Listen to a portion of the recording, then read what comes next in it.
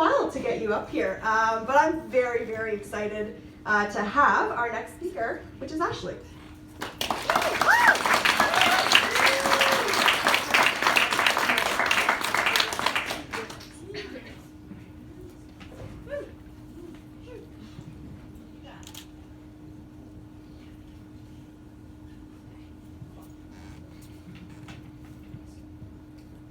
When I was little, I was a nail biter.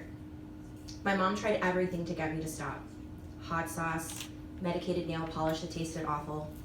Nothing worked, and I would bite my nails right down to the cuticle.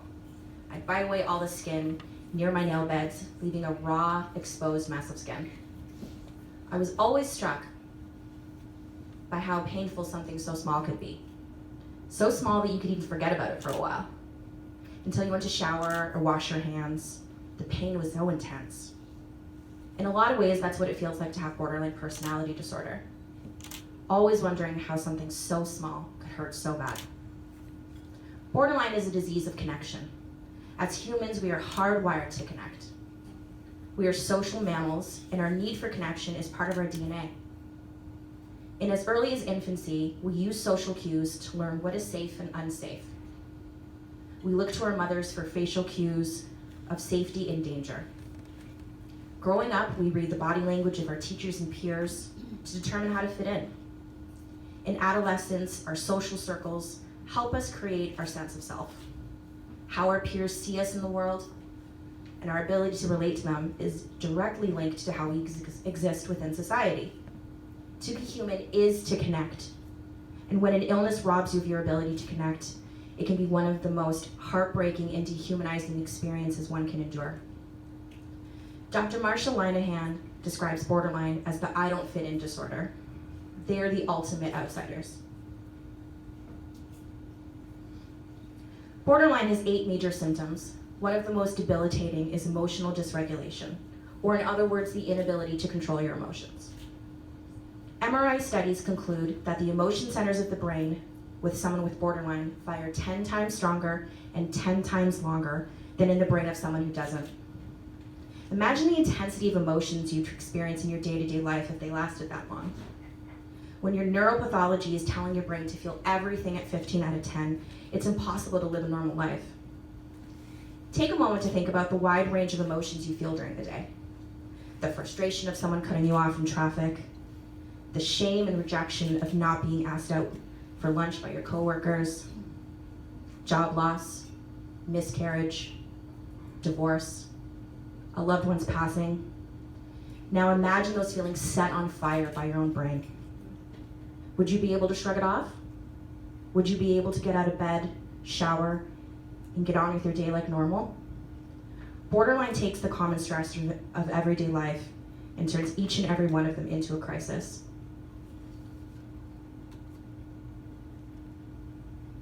My emotional reactivity started to present itself early in childhood. My mother didn't understand why I would scream and cry over something that shouldn't have warranted that reaction, and her response was extreme discipline. Grounded for weeks, months, once an entire summer. And I wasn't just grounded. There's no TV, no phone, no friends, no computer, nothing. I spent a lot of time alone in my room, being punished and being so confused about what I had done wrong. I was simply feeling my emotions and reacting the only way my brain knew how. But that was wrong. Every reaction I had was wrong. I felt like everything I did was wrong. I felt broken. I felt like a bad person. I've spent a lot of years feeling like a bad person. The shame and self-loathing that followed me into my adult life were born in these early days, spent alone in my room. The emotional outbursts continued into my teens. In a time in our lives where emotions and insecurities are already running rampant, I was drowning in the overwhelm of my own emotions. Now imagine trying to relate to others in this state. Imagine trying to create and maintain relationships in such an emotionally reactive state. It's impossible. The rejection I felt from people when they responded to my overreactions was more than I could bear. Another major symptom of borderline is an intense fear of abandonment. It didn't take many rejections for me to learn that people will eventually leave me, and for that to color my entire attitude towards friends and relationships. I could make friends easily, I just couldn't keep them. That made me really clingy and dependent. All my relationships would start off these euphoric states of intensity and passion. Remember, I felt everything deeply, so the intoxication of a new relationship was immense. I wanted to see you all the time, I wanted to talk to you all the time, I wanted to spend every waking minute with you. And some people were into that, unhealthy people, which does not a healthy relationship make. But most people with healthy boundaries aren't into that, and I was too much for them, way too much. So I was doomed either way to be interpersonally ineffective, again reinforcing that sense of self-loathing and being broken.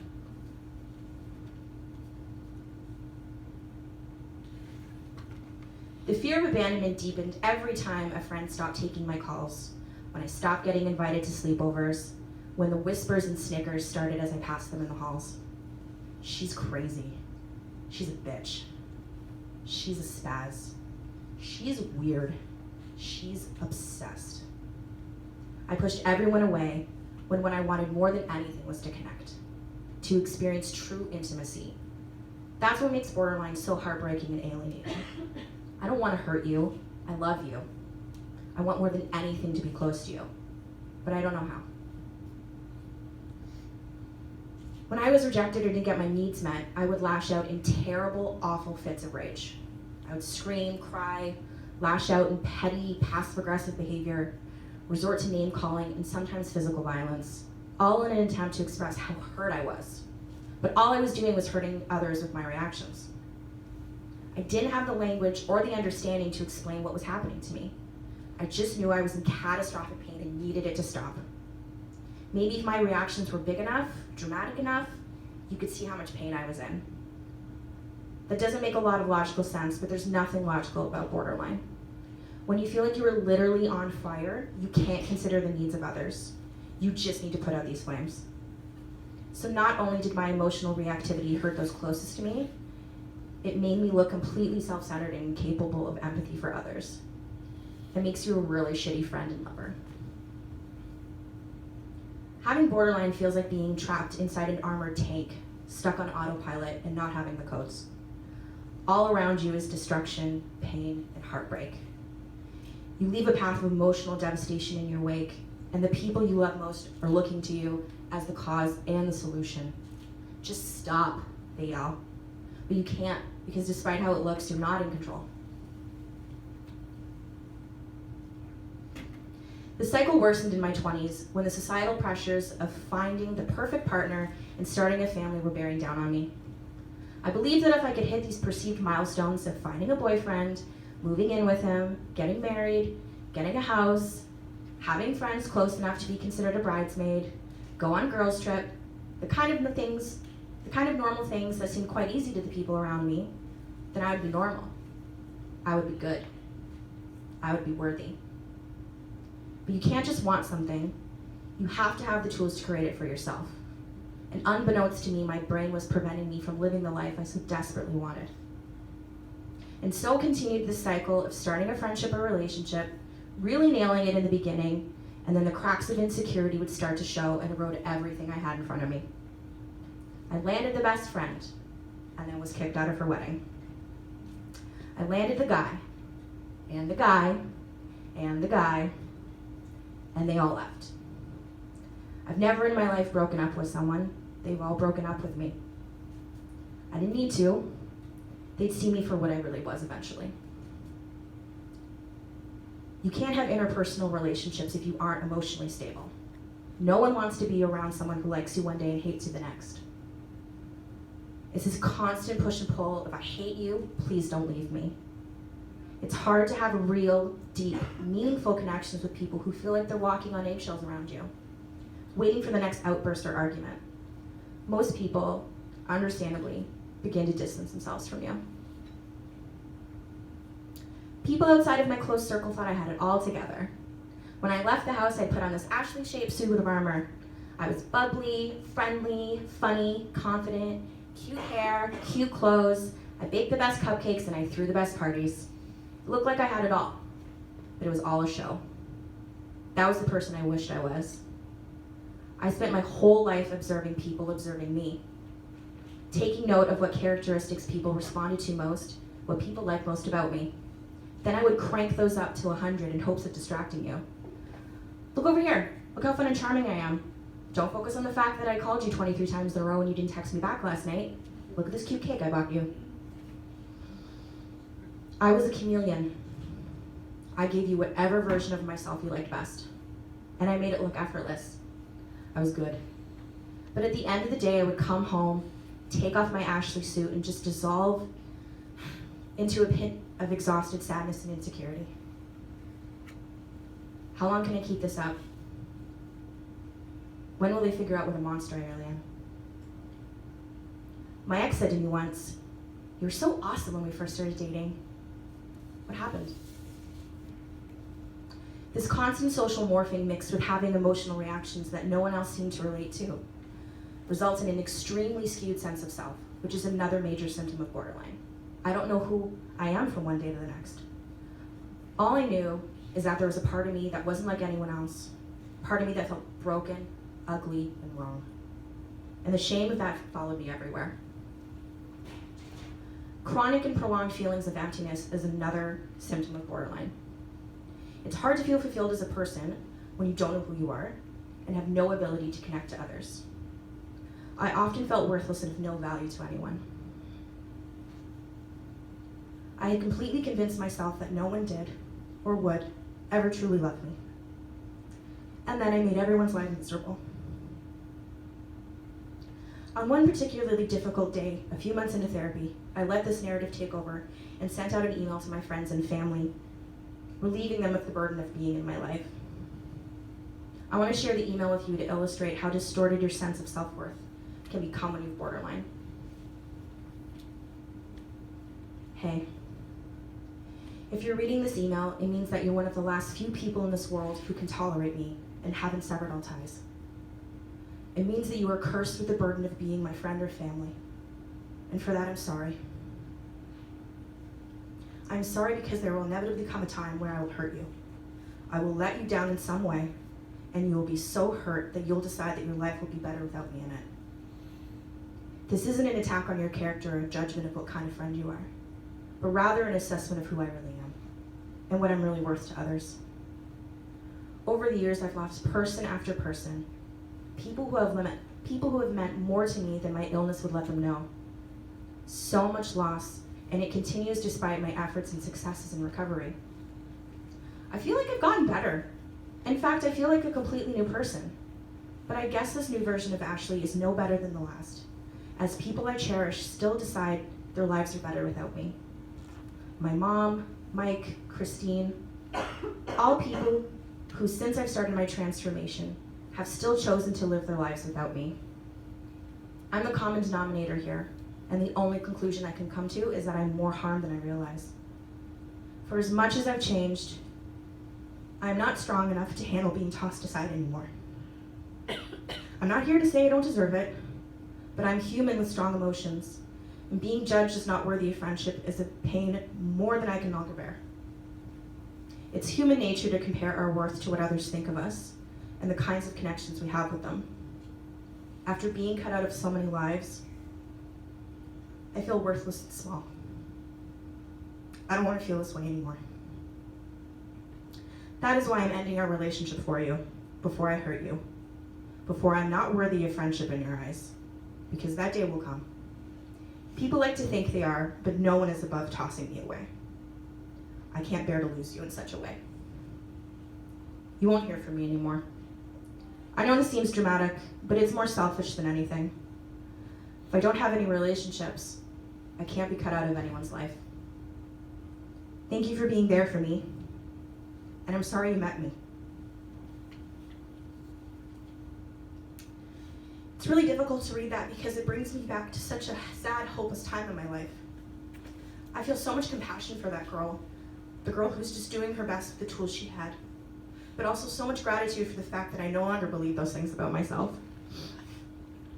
The year I turned 30 was when everything came to a head. Not only a failure in my personal life, undiagnosed borderline was making me a bad employee. Being so emotionally unstable made it hard to perform consistently at work. Multiple mental health days disguised as sick days made me an unreliable coworker. After 9 years at the same company, I was being laid off. Unable to maintain a job, I was being evicted from my home. Unable to set healthy boundaries, my mother and I weren't speaking. Unable to express my emotional needs or understand why I felt the way I did, I was ignoring friends' calls and spending my days in extreme isolation. Unshowered, not sleeping, or sleeping too much, not taking proper care of myself. I miscarried a pregnancy I was too unwell to realize I was carrying. While my entire world was coming apart at the seams, my extremely on-again and off-again boyfriend, who worked in the mental health field, sat me down to tell me he thought I was profoundly unhappy, deeply unwell, and thought I might have borderline. There are pivotal moments in a person's life, moments that at first glance seem like a tragedy but are actually miracles. Moments made of glorious potential disguised as hard truths. This was that moment for me. I received the formal diagnosis of borderline personality disorder and was referred to an outpatient group therapy program at Victoria Hospital called Dialectical Behavioral Therapy. Hearing the doctor say the words borderline personality disorder was confusing and terrifying because I had never heard of borderline. No one was talking about it. Why was no one talking about it? How had I lived my whole life with a disorder without ever hearing about it? I got mad. I got real mad. I thought about all the years spent thinking I was unworthy, I was unlovable. Spent thinking I wasn't good enough. Spent in so much unnecessary pain. I felt like the butt of a joke the mental health profession had been making at my expense for 30 years. 2% of the population has borderline, and 10% of those people will end up dead by suicide. We need to talk about this.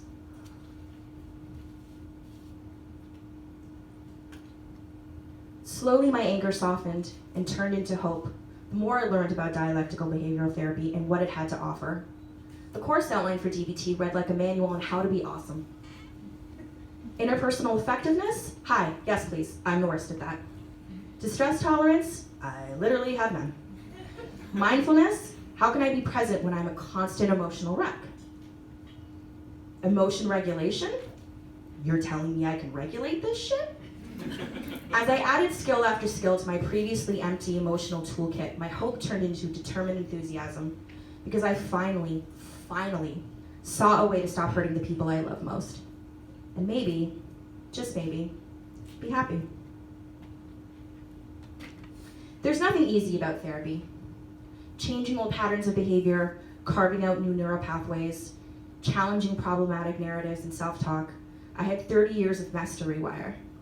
I naively thought that once I had the tools I lacked, everything would be fine. After all, I'd spent my whole life thinking I was the problem, always blaming myself when a friendship or relationship went south. But therapy taught me the hard lesson that I was only half the problem. I can only control my own actions and reactions. If the other person doesn't have the skills to be effective, the interaction is not going to go well. I often found myself thinking, okay, but I did the thing. I did the skill you're supposed to use here. Why isn't this working? Why am I still losing friends? Why is dating still so hard? It got easier as the years went on, the more opportunities they had to use my skills. But conflicts still presented themselves, and always will, because that's life. But now I'm equipped.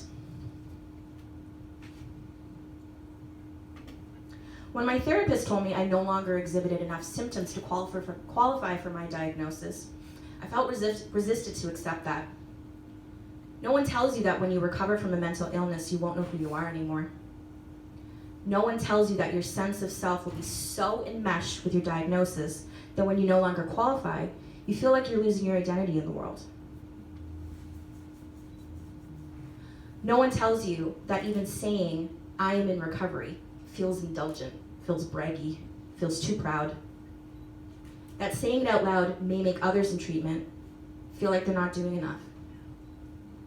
No one tells you that figuring out what the healthy version of you looks like can be just as daunting as treating your illness. No one tells you that some days you'll feel just as alone in recovery as you did in your illness. No one tells you it's okay to feel this way. I'm not used to being a good friend. I'm not used to being a good daughter. I'm not used to looking out into a crowd, seeing the smiling faces of my friends, and trusting that they'll be there in a year's time. But if I check the facts, I realize that I am a good friend. I'm a wonderful daughter. I have the tools to create and maintain lasting, fulfilling relationships. I have the skills to be happy. It's not easy. I have to be mindful to use my skills every single day. In the words of my favorite folk singer, Basha Boulette, it is work to be dancing out here. And it is work. But what a beautiful privilege it is to be working this hard on something as worthwhile as my own life. I used to compare the day I received my diagnosis to looking in the mirror for the first time. It was the first time I truly felt like I had an identity. But now I realized the mirror was dirty. I wasn't seeing the full picture. It was clouded with lies my brain was telling myself about the person I was. But now, since recovery, I can see her clearly, and she's beautiful. Thank you.